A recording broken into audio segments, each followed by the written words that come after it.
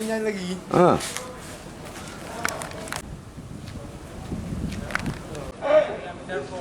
Kok berhenti? Buat berita TVRI.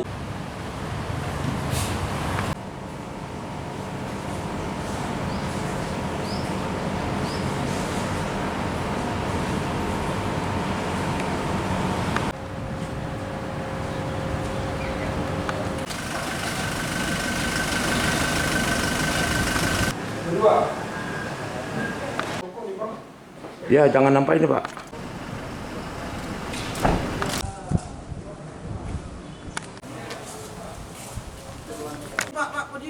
Kan udah tadi.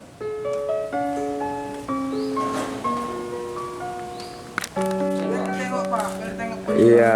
Pak, kita jalan 10, Pak. Iya. Kita jalan 10, Pak.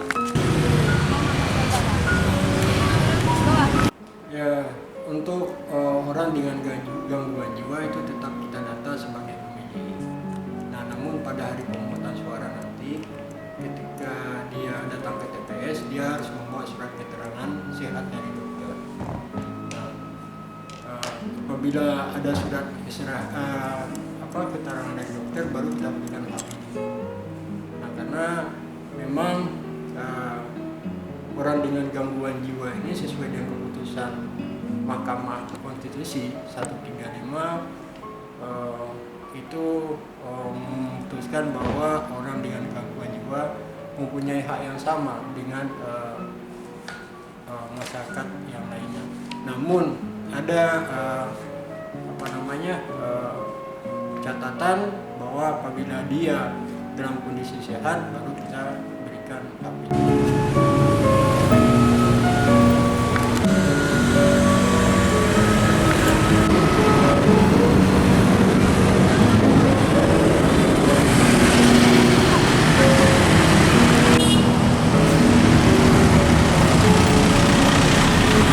Hah?